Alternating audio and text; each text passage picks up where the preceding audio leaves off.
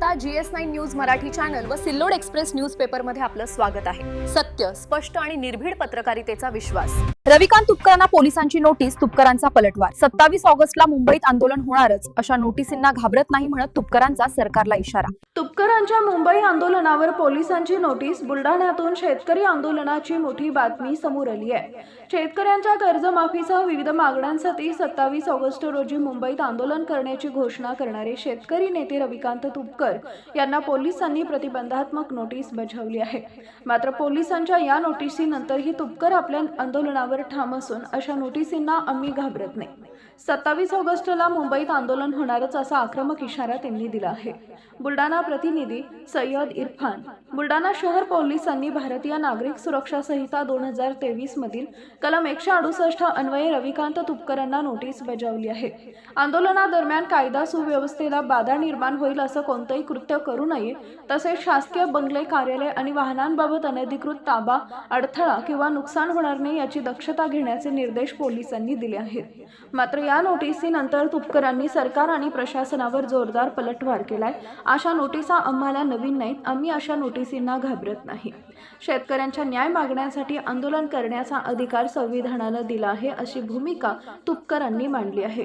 शेतकऱ्यांच्या कर्जमाफीसह नियमित कर्जफेड करणाऱ्या शेतकऱ्यांना 50,000 2 लाख रुपयांचं प्रोत्साहन अनुदान द्यावे, ITR भरणाऱ्या शेतकऱ्यांना कर्जमाफीच्या कक्षेत आणावे, तसेच मागील कर्जमाफी योजनांपासून वंचित पात्र शेतकऱ्यांना लाभ द्यावा अशा विविध मागण्या तुपकरांनी सरकारसमोर ठेवल्या आहेत। याशिवाय मागण्या मान्य न झाल्यास मुंबईत मंत्र्यांचे शासकीय बंगले आणि सरकारी वाहनांचा प्रतिकात्मक जाहीर लिलाव करण्याचा इशाराही त्यांनी दिला आहे।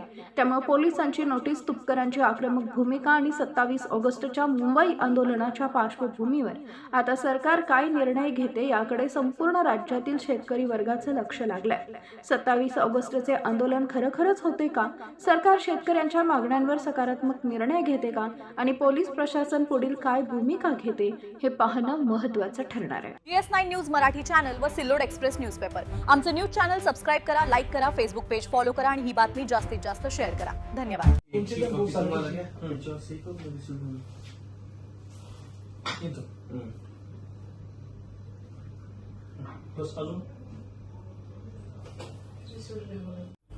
कधी निघणार तुम्ही? 26 ला 26 उद्या 26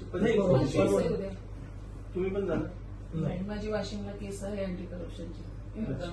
माझे करण आयोग येणार होते, ती झालं मग काय राहतं? 26 लाच आहे का? 27 लाच आहे आमचं आंदोलन 27 म्हणजे 26 ला निघणार आमचं रात्री। आपण तर नोंदवलं आपल्यावर की बॅरिकेड्सला लाथ मारली, बॅरिकेड्सचं नुकसान केलं आणि पोलिसांना जखमी केलं। बॅरिकेड्सला लाथ धक्का मारल्यानंतर लागलेले काहीच विषय बॅरिकेड्सला लाईव्ह आर्ग्युमेंटच ते केलं होतं की बॅरिकेड्सला लाथ मारल्यानंतर ते मारणाऱ्याला लागेल ना, त्याला काय लागणारे लोखंडी बॅरिकेड्सला? नाही, ते सत्ताधारी नेत्यांचे वराळे साहेबांचं त्याच्यावर हे आहे हो की 200-300 बंद पडलेल्या शाळा सुरू झाल्या असत्या जेवढा सरकार कुंभमेळ्यावर खर्च करत आहे तेवढ्या। हा विषय सरकारसाठी छोटा आहे तशा अर्थाने पाहिलं आहे की कुंभमेळ्यावर एवढा खर्च करू शकतंय सरकार, त्याच्यामुळे हायकोर्ट कशी डायरेक्शन देणार त्यांना? तो पण आम्ही त्याच्यावर चर्चा केली। सगळं काही गोष्टींमध्ये जाणार आहे। अच्छा की कोर्टात जायचं असं म्हणतो की कोर्ट नाही देत, बरोबर आहे? हा ऍक्च्युअली